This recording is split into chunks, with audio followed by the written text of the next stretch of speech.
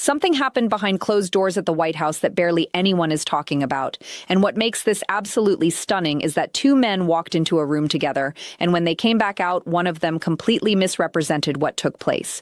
And here's the kicker. Both of them are still distorting the truth right now as we speak. Here's what we know for certain. Trump's Treasury Secretary went on national television and presented one version of events. Canada's Prime Minister immediately contradicted that account. And the truth, the actual truth, lies somewhere in the middle of those two stories, and it's far more alarming than either side is willing to acknowledge. Let me take you back to January 20th, 2026. Davos, Switzerland, the World Economic Forum. You know, the place where the world's most influential figures gather to pretend they care about ordinary people while dining on expensive delicacies and making deals that affect billions of lives. Trump-Carney takes the stage, and he doesn't mince words. He stands up there and essentially declares that the American-led world order is dead, not declining. Dead. He announces that the rules-based system that's maintained relative stability since World War II is finished. And he does this without mentioning Trump's name a single time. But everyone in that auditorium understood exactly who he was talking about. Now, what I'm about to reveal changes the entire picture because Trump is watching this from the White House, and he's absolutely furious. The next day, he responds aggressively. He claims Canada only exists because of the United States. He says Carney should be grateful. And then, this is where it gets fascinating, he revokes Carney's invitation to something called the Board of Peace. Yes, that apparently was a real thing. But here's the part nobody anticipated. A week later, Trump picks up the phone and calls Carney directly. They speak for 30 minutes. And when that call concludes, both sides offer completely contradictory descriptions of what was discussed. Treasury Secretary Scott Bessent, the man overseeing all of Trump's economic policy, appears on Fox News and states, and I'm quoting directly here, Carney was very aggressively walking back his Davos remarks. Walking them back, meaning he apologized, meaning he capitulated. But hold on, because it gets even more alarming. The very next morning, Carney stands before reporters in Ottawa and declares, "To be absolutely clear, and I said this directly to the president, I meant every word I said at Davos." No apology, no backing down, the complete opposite of what Bessent had just claimed on national television. So somebody is lying here. Either Trump's Treasury Secretary fabricated a narrative about a phone conversation, or Canada's Prime Minister is pretending he stood firm when he actually folded. And both possibilities are absolutely terrifying when you consider what's on the line here, because this isn't about wounded pride or political theater. We're discussing the economic relationship between two nations that trade $2.7 billion in goods every single day. Every single day. That's not an exaggeration. Now, what I'm about to tell you is going to sound insane. According to reports, Trump imposed tariffs on Canada at 25%, then 35%. And at certain points, he threatened to escalate them to 50% on steel and aluminum. 50%. Do you understand what that means? That's not a bargaining tactic. That's economic warfare. Canadian manufacturing plants started closing down. Thousands of workers lost their jobs in Ontario alone. The aluminum industry took a devastating hit. Forestry employees were laid off en masse. And all of this because these two men cannot sit down in a room and come to an understanding. But that's not even the core story. The core story is what transpired when they finally met face to face. This is the element that kept me up last night, because in early February, Carney flies to Washington. It's his second trip to the White House since becoming Prime Minister. And before the meeting, Trump is doing his standard routine, telling reporters Carney will leave very satisfied, claiming Canada and America have mutual love, smiling for the cameras. They enter the Oval Office, just them and their respective teams. And when they come out, once again, two completely different accounts of what occurred inside. Official statements describe the meeting as constructive and substantive. They'll continue working on agreements covering steel, aluminum, and energy. Cabinet officials will rapidly finalize deals in the coming weeks. Standard diplomatic language that means absolutely nothing. But then you start hearing what was actually stated in that room, and it's not encouraging. Trump tells Carney there's a natural conflict between Canada and the United States, not competition. conflict. He claims both countries want identical things, steel production and automobile manufacturing, and therefore they cannot both succeed. Carney attempts to soften the message. He says they compete but are stronger together, a classic diplomatic maneuver. But you can see it in his expression in the photographs. This isn't progressing well. And then Trump, because of course he does, brings up the 51st state concept again. He jokes that if Canada simply joined America, all the tariff problems would disappear. Carney has to sit there and pretend it's amusing. Here's what nobody is discussing. This entire situation originated with that Davos speech. Carney stood on that platform and stated, middle powers, countries like Canada, need to unite because if they don't, they're on the menu. His exact words, if you're not at the table, you're on the menu. He discussed how the rules-based order was always partially fiction, how America exempted itself whenever convenient, how international law was enforced differently depending on who violated it, and he declared, all of this needs to end. Countries need to stop pretending, stop putting up signs in windows just to avoid problems. It was one of those addresses that receives a standing ovation in the room, but creates adversaries in Washington. And Trump doesn't forget that kind of challenge. So let's discuss what's actually happening here, because the surface narrative, the one about tariffs and trade negotiations, isn't the real story. The real story is about power, who possesses it, who's losing it, and what they're prepared to do to maintain it. Carney understands something most people refuse to admit. America isn't the same hegemon it was 2 decades ago, and Trump is accelerating that decline by weaponizing the economy. Every tariff, every threat, every late-night social media outburst, it's all speeding up the exact thing Trump claims he's trying to prevent. Here's where it becomes complicated. Canada controls resources the world desperately requires: energy, critical minerals, the materials that power batteries, semiconductors, everything that drives modern civilization. And Carney is out there negotiating agreements with everyone: China, Qatar, India, you name it. Trump initially encouraged him to do it. He actually told Carney to pursue a trade agreement with China, said it would benefit Canada. But then Carney delivered that Davos speech, and suddenly Trump completely reverses course. Now he's threatening 100% tariffs if Canada enters a comprehensive trade deal with China. 100%. That would effectively terminate trade between the two countries overnight. And then this occurs. Carney travels to Beijing and negotiates an agreement to reduce tariffs on Chinese electric vehicles. In exchange, China rolls back some of its retaliatory tariffs on Canadian canola, pork, and seafood. It's a limited arrangement, not a comprehensive agreement, but it functions for both parties. Trump loses his mind. He starts posting about Canada becoming a drop-off port for China, alleging Chinese goods will flood into America through Canada. Never mind that Canada and the U.S. have a trade agreement that explicitly prevents exactly that. Never mind the facts. Trump goes into complete attack mode. But that's not even the most shocking element. The most shocking element is what's happening to the relationship itself. Canadian tourism to the United States has declined sharply. People aren't crossing the border like they once did. Some Canadian retailers have removed American products from their shelves in protest. There's a growing sentiment among Canadians that they've been betrayed by their closest ally. And here's what you need to comprehend about Canada and America. These aren't merely neighboring nations. They're integrated in ways most countries could never achieve. Supply chains traverse the border multiple times for a single product. An automotive component might travel back and forth between Michigan and Ontario 3 or 4 times before the vehicle is completed. So when Trump imposes tariffs on Canadian steel and aluminum, he's not just hurting Canada. American companies pay those tariffs. American consumers face higher prices. American workers lose employment because their employers cannot afford the materials they require. This is the textbook definition of a lose-lose scenario. Now, what I'm about to reveal changes everything. In that White House meeting, Trump made one thing absolutely clear. He stated he wants to stop importing cars and steel from Canada. Not reduce it. Stop it. He wants American production. Full stop. Carney attempts to explain that this isn't how contemporary manufacturing functions. You cannot simply flip a switch and relocate entire industries. It requires years, even decades, and the expenses would be astronomical. But Trump doesn't care. He has this vision of bringing everything back to America, making the country manufacture everything domestically, and any nation that interferes becomes an economic adversary. Wait, it gets worse. Trump floated the concept of scrapping the entire USMCA agreement.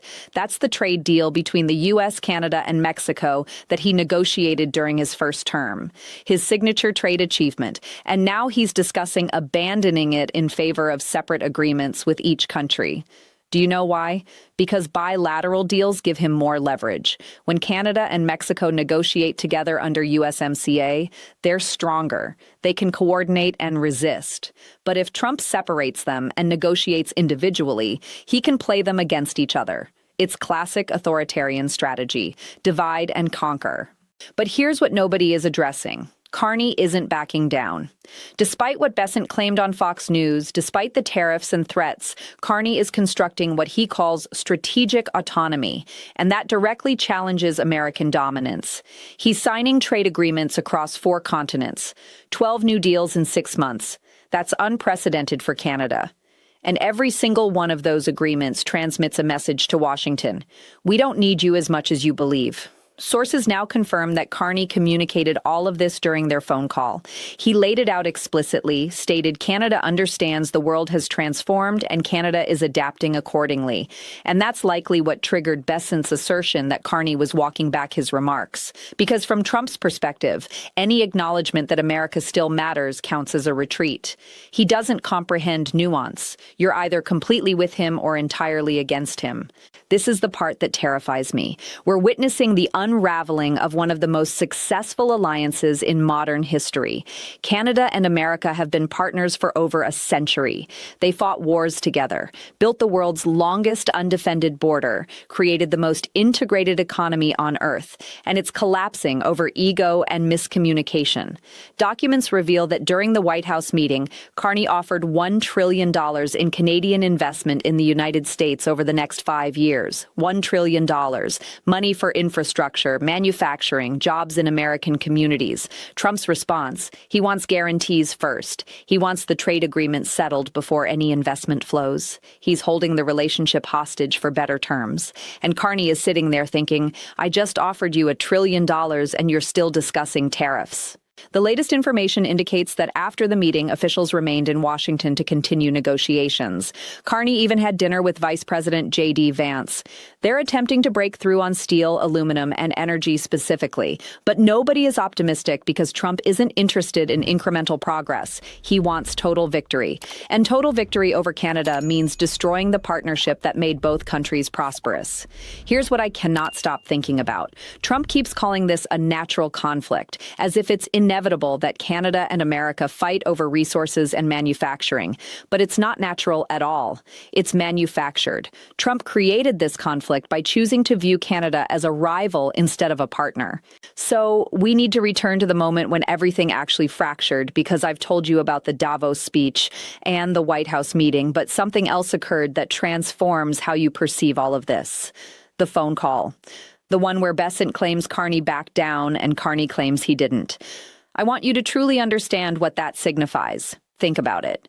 The Treasury Secretary of the United States appears on one of the largest news networks in the country and makes a specific assertion. He states he was in the Oval Office when Trump spoke to Carney, and he claims that Carney was aggressively walking back his Davos speech. That's not a casual remark. That's an official statement from a senior administration official designed to send a message. Canada blinked. Canada capitulated. America prevailed. But then Carney stands before Canadian media the very next morning and states the exact opposite. Not that there was a miscommunication, not that the conversation was productive. He directly declares he meant what he said at Davos. Now here's where this becomes genuinely disturbing. Both of these men are professionals. Bessent operated one of the largest hedge funds on the planet. Carney served as governor of both the Bank of England and the Bank of Canada. These aren't amateurs making careless errors. They understand exactly what they're doing. So why the contradiction? And more importantly, what does it expose about the true state of U.S.-Canada relations? I believe the answer is simpler and more frightening than anyone wants to acknowledge. They aren't even speaking the same language anymore. Trump's team views every conversation as an opportunity to claim victory. Carney's team views the same exchange as holding firm. And the reality is, both sides are performing for their domestic audiences.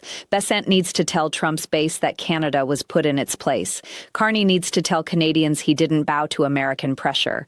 And neither side cares that their stories don't align because the people watching Fox News aren't the same ones reading Canadian headlines. But that's not even the real problem. The real problem is what this means for actually resolving issues. Here's what nobody is telling you. In normal diplomacy, both sides agree on what happened in a meeting before speaking publicly. They coordinate statements. They ensure their accounts match. Not to hide anything, but to build trust and maintain relationships.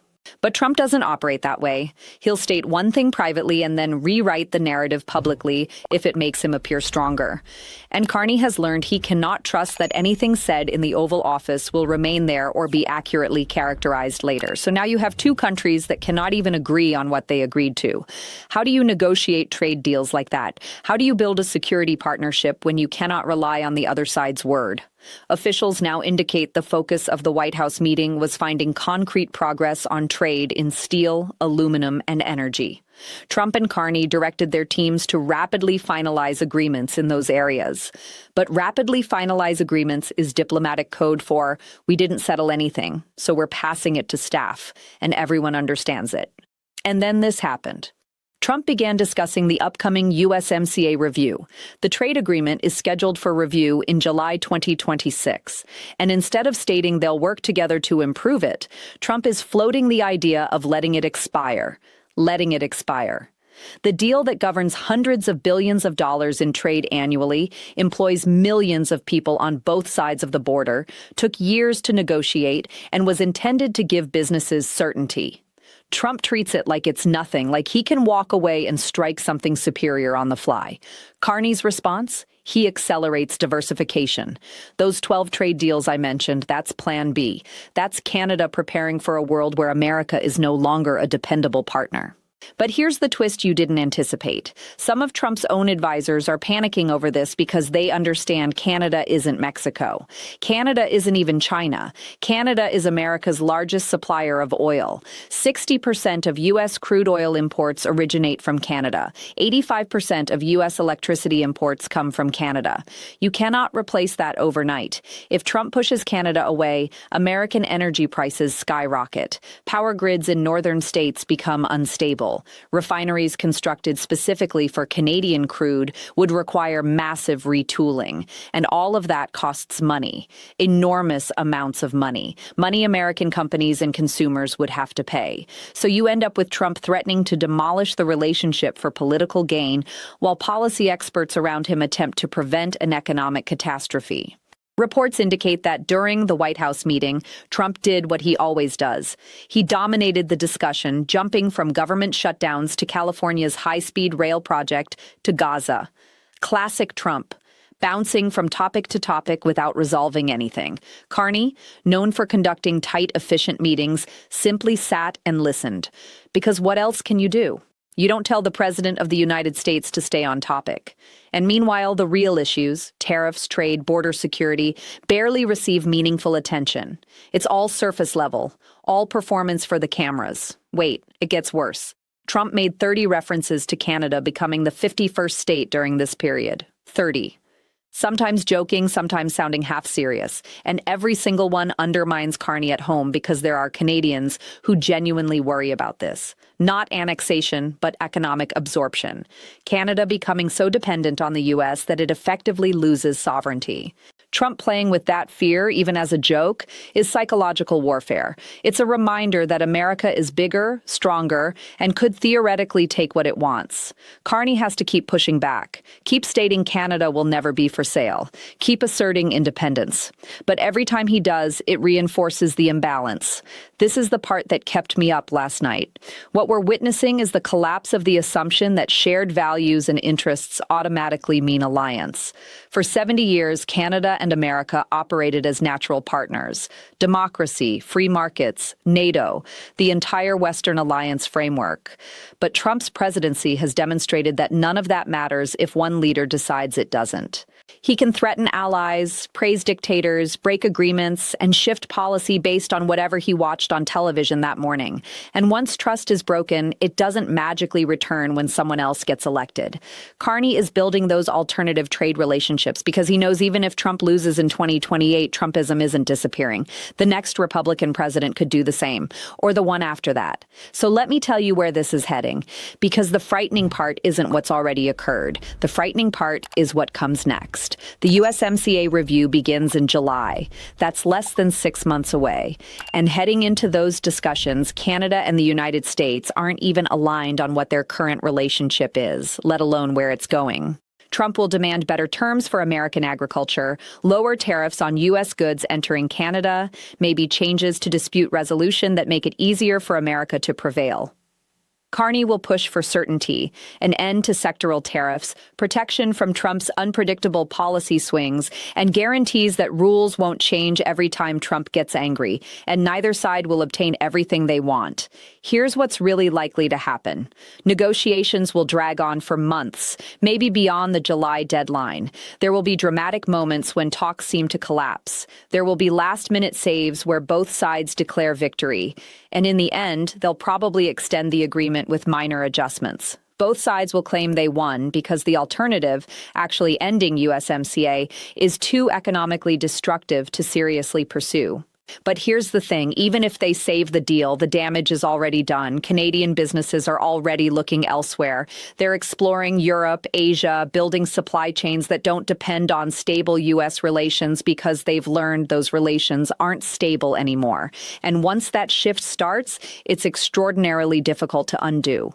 Even if the next U.S. president is friendlier, even if relations improve, those alternative supply chains will remain. Businesses will maintain them because diversification lowers risk. Sources now confirm that Canadian pension funds, some of the largest investment pools on the planet, are slowly reducing their exposure to the U.S. Not dramatically, not in headline-grabbing ways, but steadily and deliberately shifting capital into other markets. That's a massive deal. Canadian pension funds have been among the largest foreign investors in American infrastructure, real estate, and businesses for decades. If that capital flows elsewhere, it affects everything from Manhattan office towers to Texas toll roads. Now, what I'm about to tell you sounds absolutely insane. There are people in Trump's inner circle who actually want this. They believe America should be economically independent from everyone, including Canada. They view the integrated North American economy as a liability, not a strength. And they're telling Trump he can play hardball because Canada needs America more than America needs Canada. That's true in absolute terms, but it misses how modern economies function. You cannot unwind decades of integration without enormous costs, and those costs would hit American workers and communities just as hard as Canadian ones. But that's not even the most dangerous element. The most dangerous element is the signal this sends to the wider alliance network. If America treats Canada this way, its closest ally and biggest trading partner, what message does that send to everyone else? Why would Germany trust security guarantees? Why would Japan believe trade commitments? Why would anyone make long-term plans based on American promises? Documents show other middle powers are watching Canada closely. Australia, South Korea, European countries all asking themselves, could this happen to us? And the answer is increasingly yes. That's why Carney's Davos speech resonated so profoundly. He wasn't just speaking for Canada, he was speaking for every country that's realized the rules-based order no longer protects them. The latest information shows Carney is pursuing what he calls values-based realism, working with democratic partners but not assuming shared values automatically resolve conflicts, being pragmatic about interests while staying principled on rights and sovereignty. It's a middle ground between idealism and cynicism, and it may be the future for countries that aren't superpowers. Here's what nobody is discussing. Trump's approach to Canada is accelerating the very trend he claims to oppose. He says he wants America strong and independent, but by pushing away allies, he's forcing them to build alternatives to American power. He's creating the multipolar unipolar world that reduces U.S. influence. China is watching and smiling because every country that diversifies away from America is more receptive to Chinese investment, technology, and partnerships. Russia is watching too. If America alienates Canada, one of the strongest supporters of Ukraine, what does that mean for the coalition against Russian aggression? Trump doesn't think in second-order effects. He focuses on winning the immediate negotiation, getting the better deal today.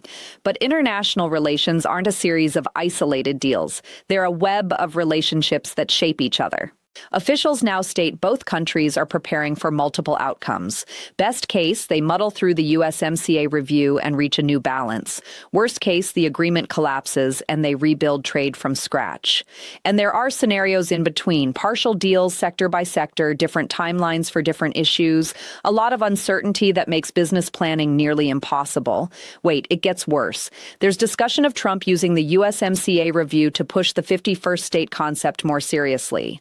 Not annexation, but some kind of economic union where Canada keeps sovereignty, but aligns nearly all policies with America.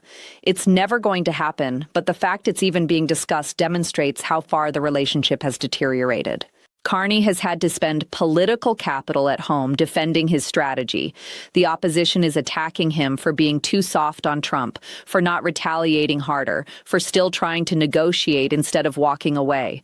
But Carney understands what walking away would cost. Hundreds of thousands of jobs, massive disruption, years of economic pain while new trade patterns form. So he's trying to thread an impossible needle. Stand up to Trump enough to satisfy Canadians, but not so much that Trump follows through on his worst threats. Tough but pragmatic. Principled but realistic. And honestly, I don't know if it's working because at the end of the day, you cannot have stability with someone who doesn't value it. You cannot plan long-term with someone who changes course based on cable news. You cannot build trust with someone who publicly contradicts private conversations. This is the part that scares me most.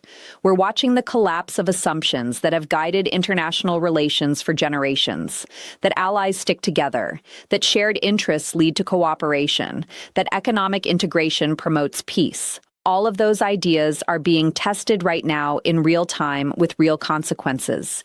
And the truly frightening part is we don't know what comes next. We don't know what the world looks like when those assumptions no longer hold.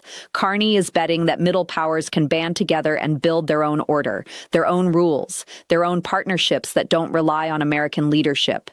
Maybe he's right. Maybe that's the future. Countries like Canada, Australia, Japan, South Korea, European nations working together to preserve stability in a world where superpowers are unreliable. Or maybe it all falls apart. Maybe without American leadership, the system fractures into regional blocs, economic warfare, and rising conflict. I don't have the answer. No one does. We're in uncharted territory.